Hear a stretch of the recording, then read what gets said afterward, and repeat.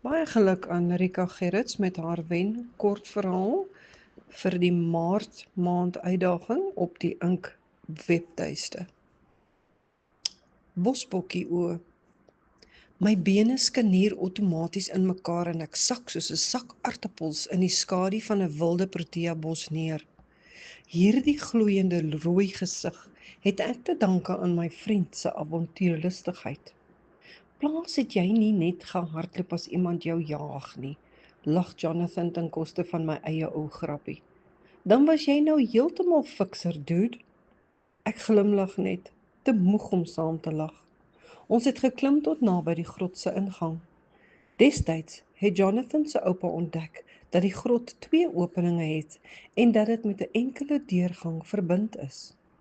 Hier, reg voor ons, grynslig die grot tandloos met 'n gapende oop bek. Ek kan sweer dat 2 rotsformasies soos hol oë lyk. Dit voel kompleet asof hy vyandig vir my grinnik en 'n voorbode gryp met koue vingers beklemmend om my hart. Hy wag vir ons, wag vir dit wat gaan gebeur. Ek hou nie van die grot se bakkies nie, probeer ek op 'n ligter noot sê terwyl 'n rilling oor my lyf draf. Ja, jy kan nie so 'n gesig vertrou nie. Sy oë sit net te naby aan mekaar, skerts Jonathan so onderlangs.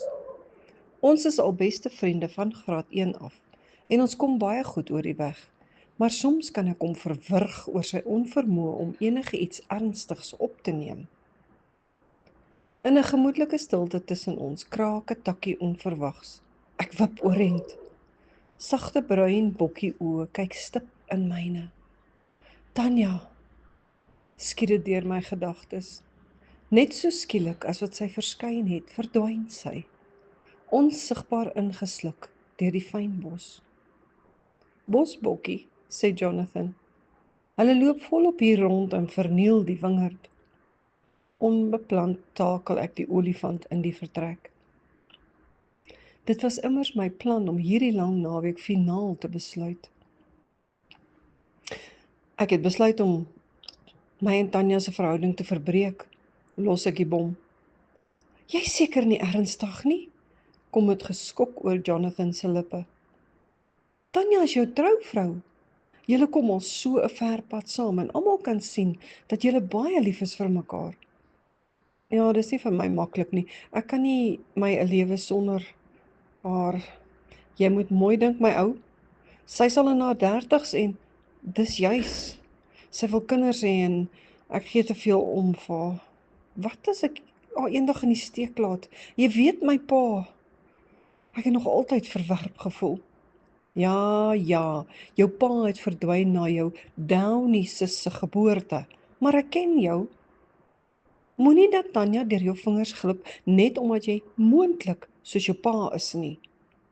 Ons haal die flitsse uit die rugsakke en kom oorent. 'n Angstige gevoel spoel soos 'n golf oor my toe ons die grot binne gaan. Ek is so 'n sissie. Bang vir die donker, bang vir hoogtes, bang vir engtes, bang vir vaste verbintenis met Tanya. Hoe verskil ek en Jonathan nie van mekaar nie? In teenstelling met my korter, dikker lyf, is hy lank, lenig en fiks, sonbruin geboer. 'n netjiese lang poniestert hang laag in sy nek. Jonathan is eerste om sy flitslig aan te skakel en hy lig opgewonde in die donker rond. Die reuk van klam grond en verrotte blare hang dik en versmorend in die lug. Nogals groter as ek gedink het, merk Jonathan verbaas op. Amper so groot soos my buitekamer. Onverwags skyn hy sy lig regs bo in 'n hoë spleet in die rotsdak. 'n Swerm vlermuise tornado na buite en hulle vlieg blitsvinnig en deur mekaar, 'n skril geraas wat meng met doelgerigte chaos. 'n Onaardse gil ekho deur die holruimte. En ek besef die geluid moes by my keelgat uitgekom het. Vrugtevlermuise, lag Jonathan. Hulle slaap bedags in die grotte ontspan, sê hy. Hulle ongeluksyfer is 0. Het lyk of hier allerhande ander gediertes ook kan skuil, lig Jonathan met sy flits onder 'n wand waar klossies hare in geknaagde bene lê. Ek probeer om die spiere in my skouers en my nek te ontspan. Onskuldige diertjies wat net vrugte vreet se voet. Aan die verste punt van die vertrek vorm daar 'n skeur in die rotswand. Dit lyk soos 'n rowwe gleuf tussen die dak en die vloer en lei na die donker geheimenisse van die grot se ingewande. Daar waar hy sy lokval gaan strik. Kom aan, Dawid, spreek ek myself aan. Alles lyk baie erger in die donker. Hoe erg kan dit nou eintlik wees? Ek moet nou net deurdruk. Dit kan nie so erg wees nie. Die enigste geluid wat die grot maak is 'n eentonige drup, drup, drup vanuit sy rotsplafon en ou boomwortels in rotsgleufies. Dit het vir 3 weke aaneen gereën. Die moddervloer kan op plekke glibberig wees, waarsku Jonathan. Dit lyk my ons gaan eerder klim en klouter, sê ek en bekyk die tonnel. Uiteindelik. Ek kan nie wag om hierdie biliese onbekende te verken nie. En Jonathan klouter oor die eerste skerp rotstande. Dieper na binne lyk die grot se gemoed erg somber en donker. Ek dink daaraan dat dit net ons flitse is wat tussen ons en totale duisternis staan. Ek voel met my vingerpunte allangs sy growwe vel en 'n koue rilling hardloop onwillekeurig teen my arm op. Pragtig, né? Vra Jonathan en wys die verskillende kleure in die rotsformasies uit. Kan jy glo? Daar woon spinnekoppe in die derms van berge. Sy flits skyn op die gebreekte spinnewebbe wat van die grotdak afhang. Ek moet erken dat die webbe interessante patrone vorm en probeer om 'n instemmende uit te kry. Ons beweeg gebukkend deur die kronkels en draaie wat die rotsplate as 'n deurgang vir ons vorm. 'n Doolhof wat swart en geel vertoon in die lig van ons flitse. "Yo, dude," echo Jonathan se stem. "Wie kon dink hierdie berg lyk so indrukwekkend van binne? Hallo," echo hy die vertes in. "Jy nog oukei hier agter?" vra Jonathan. "Ja, kort op jou hakke. Oh shit." Ek voel met die een hand oor my voorkop.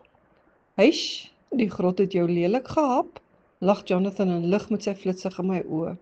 "Ag toe maar, jy sal leef, ou pel." Ek druk 'n sakdoek teen my kop om die bloeding te stop. "Is jy seker daar's 'n ander uitgang?" My oupa het dit maklik gekry. As hy eers van sy avonture in die grot begin vertel het, was daar geen remme aan hom nie. "Nou ja, voorwaarts klouter," probeer kry ek braaf uit. As mens A sê, moet jy ook B sê, dink ek by myself. Die gedagte laat my weer aan Tanya dink. Jonathan is reg. Ek moet dalk heroorweeg voor ek finaal besluit. Ek kan net hierdie een kans om dinge nie op te mors nie. In my twyfel wonder ek hoekom dit voel asof ek die beste deel van myself mis wanneer sy nie by my is nie. Daardie deel van myself waarvoor ek die meeste omgee. Ek bekyk die rotsformasies. Dis besonder, maar ek kan sweer die lug word nou skielik baie dikker. Ek haal stadiger en dieper asem, konsentreer net daarop om in en uit te asem, spreek ek myself aan. Ten spyte van die klam koue, kleef my hemp aan my rug vas. Kalm bly, Dawid. Die mag van verbeelding kan jou grootste vyand wees. Ek hoor water iewers loop. Sal dit as gevolg van die reën wees, vra ek. Ons loop nou regop en die kronkelende pad word al wyer vorentoe. Daar is genoeg spasie sodat ons langs mekaar kan loop. Dit is glad, wou ek waarsku, maar land op my knieë en my maag. Nerf af, sien ek nadat die sakdoek weer sy werk moes doen. Ek dink dis 'n ondergrondse bergstroom, wys Jonathan met sy flitslig in daardie rigting. Daar blink mos altyd na 'n goeie reën lang strepe water teen die kraanse af. Dit moet iewers vandaan kom. Hier jy. Ons beweeg al meer afdraand, sê Jonathan, terwyl ons albei stoei om nie te gly oor die glibberige nat grond nie. Jonathan begin stadiger, al vinniger vooruitloop. Ek voel hoe sy opgewondenheid groei. soos die van 'n ingehoude karperd, en sy voetstappe beweeg al verder weg. Verlig sak ek af tot op my hurke. Uiteindelik kan ek asem skep. Vog syfer deur die grot se grouwe vel. Hy voel klam en nat gesweet, en sy gees is hymuut en vreemd bedompig. Ek skakel die flitslig af om batterye te spaar. Dik donkerte omvou my dadelik. Ek hoor Jonathan se stem wat al verder vooruit echo en weergalm asof die grot se ribbekas dit hol tot hier terugkaats. Het my ore dalk toegeslaan? Is ek wakker of is dit alles net 'n droom? Dit voel asof die grot selfs my vrees ingesluk het. In die donker tref dit my dat my lewe vandag gaan verander. Ek sal hierdie roete moet voltooi, omdat die gevolge van faal baie swaarder gaan weeg as die risiko's. Vandag is die eindbestemming baie belangriker as my vrese. Om die man te wees waarmee Tanya saam sal wil oud word, moet ek die veiligheid van my gemaksone opgee en bereid wees om risiko's te neem. 'n Rivier, dude! Weergalm Jonathan tot hier. Ek druk weer die flitslig aan. Ek kom, ek is nou daar, echo ek terug. Wow, is dit nie spesiaal nie? Ons flitse verlig 'n breë spasie en vanuit die klipklaf plafon bo ons koppe hang daar plek klein stalaktiete. Onder tussen twee plat klipbanke kabbel 'n rivier. Ek skat dit so 3 meter wyd. Jonathan lig met sy flits in die water. Ek kan nie glo die water is so helder en skoon nie. Mens kan tot op die bodem sien. Kyk! Daar beweeg iets tussen die klippe, sê ek in verwondering. Waterdiertjies van iewers. Hulle moet dink hulle is in die 7de hemel. Dink nie die rivier vloei permanent nie. Hy vloei maar net hierdie tyd van die jaar. In die reenseisoen hier. Ek skat die water is heuphoogte diep.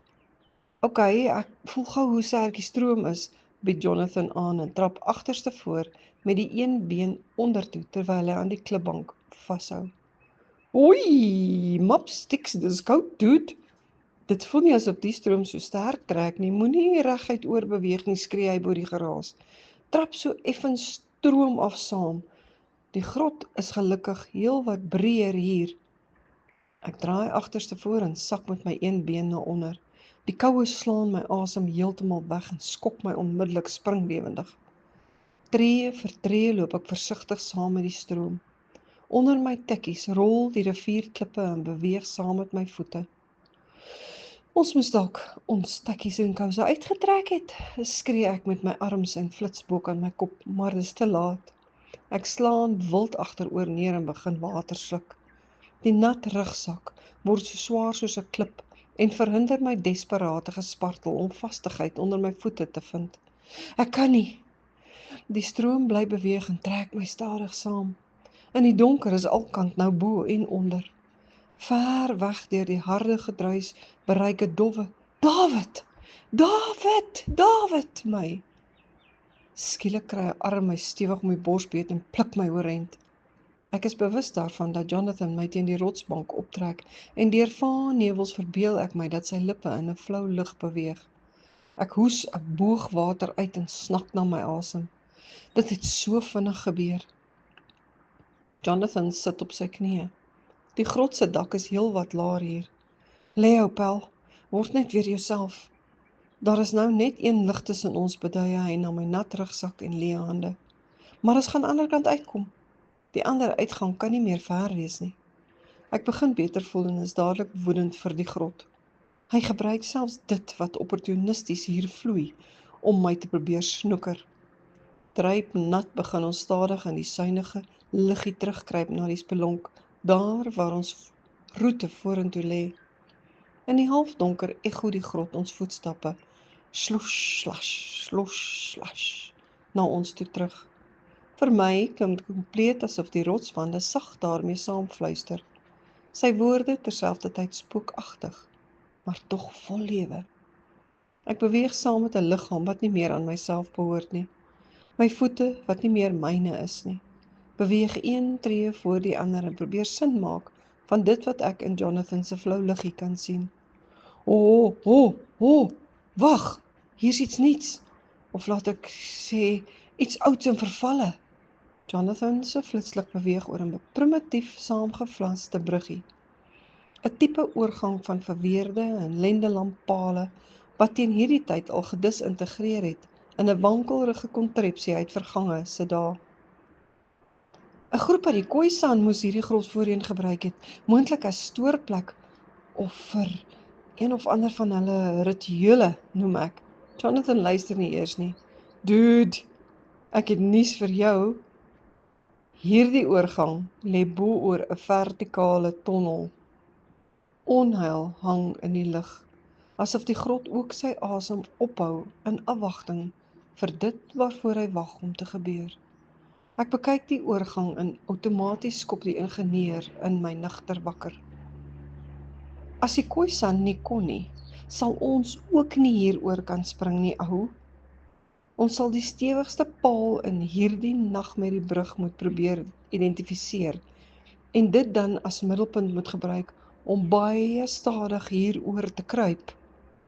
As ons teen 'n stadige spoed kan beweeg, sal ons die spanning wat ons gewig op die swak struktuur gaan plaas verminder en kan ons die stabiliteit van die Lendelambrug probeer behou. Wow, jou eerste sinvolle woorde, ou, stamp Jonathan my speels in die ribbes. Jy sal my nou maar net met ons enigste lig moet vertrou, terwyl ek braaf eerste moet voortgaan met hierdie ekspedisie. Ek sien verbaas dat dit lyk asof Jonathan nou die resultaat het. Ek ken hom te goed om voor te stel dat ons eerder moet omdraai. Hy lig met sy flitslig heen en weer oor die brug. My keel wil toetrek en ek begin weer sukkel om asem te haal. Ek weet ek is wakker want ek kan voel hoe ek myself knyp.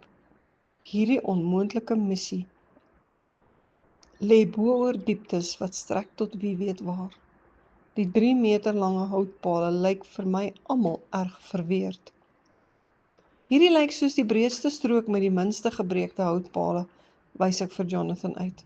Ek stel voor ons kruip stadig op ons knieë om ons gewig te probeer versprei. Jonathan lig egter eers in die gat af en gee 'n lang fluit. Ek loer ook en verwyd myself onmiddellik.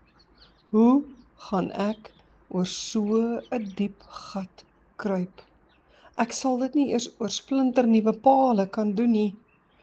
Jonathan hang die flitslig om sy nek en begin so stadig soos 'n verkleermannetjie oor die bruggie kruip. Sy flitslig skyn na onder en verlig net 'n area van 30 cm voor hom. Een van die houte maak 'n sieklike kraak geluid en verdwyn in die diep gat af. Sal seker iewers in China uitval, as daar ook 'n gat is, grap hy senuweeagtig. 'n Ewigheid later staan sy 2 voete weer op terra firma.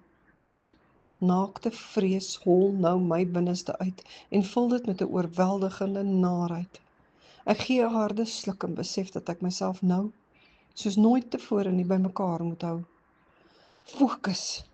Fokus net op Jonathan se flitsstraal. Kom, dude, kyk net voor jou en hou my lig dop, jy sal dit maak. Ek sak af tot op my knieë en maak instinktief my oë toe. Nee, ek sal moet konsentreer op die houte sodat ek vinnig kan reageer as dit nodig is. Ek begin kruip. O, gorreltjie Pietuitjie. Sentimeter vir sentimeter beweeg ek en hou die pale stip dop. Skielik gryp Jonathan my arms vas. Jy het dit gemaak. Ons het dit gemaak. Jahoo! Echo hy die onbekende ruimtes in. Jou oupa was 'n brawe man, dis al wat ek sê. Die rotsplate lê nou nie meer so ver en wyd voor ons oop nie. En soos wat ons voetstappe hol echo, omvou die grouwe rotswande ons geleidelik. Jonathan loop en fluit ontspanne, want die opening is net om die draai. Altans, dit is wat hy vertel.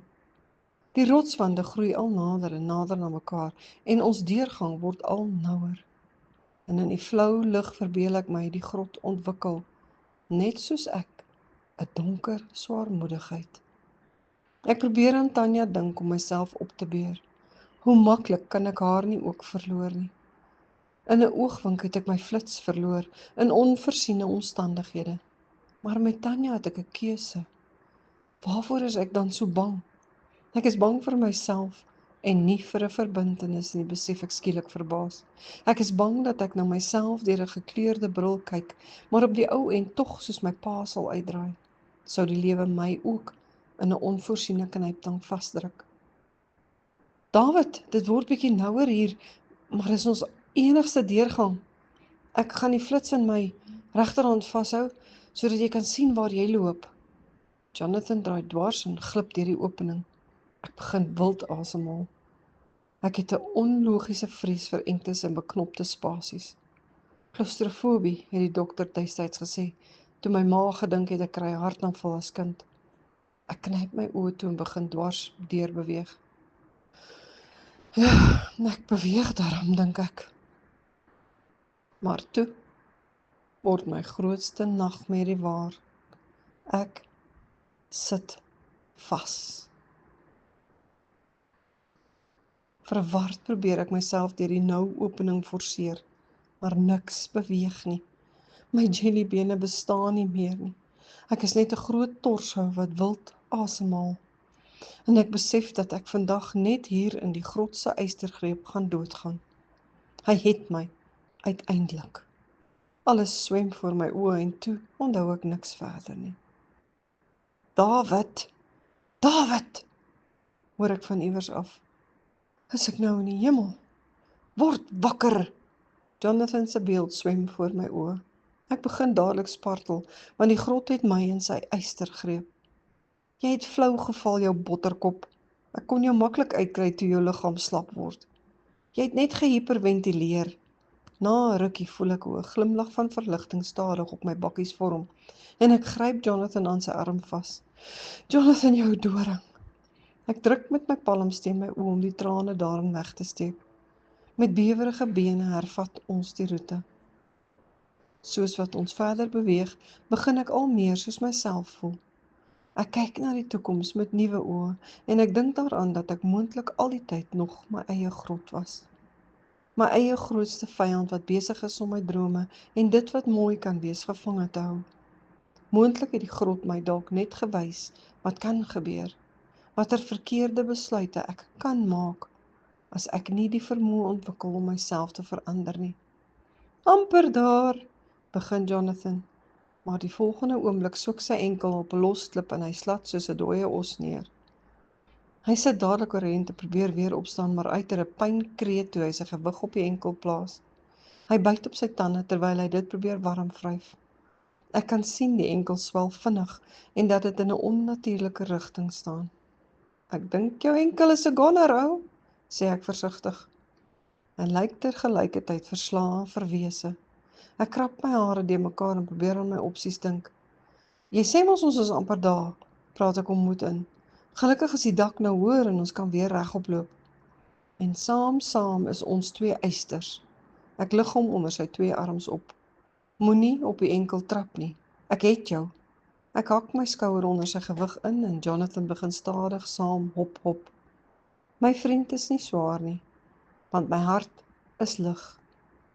Tanya met die bosbokkie oë, vir jou het ek lief en ek kom om jou te haal.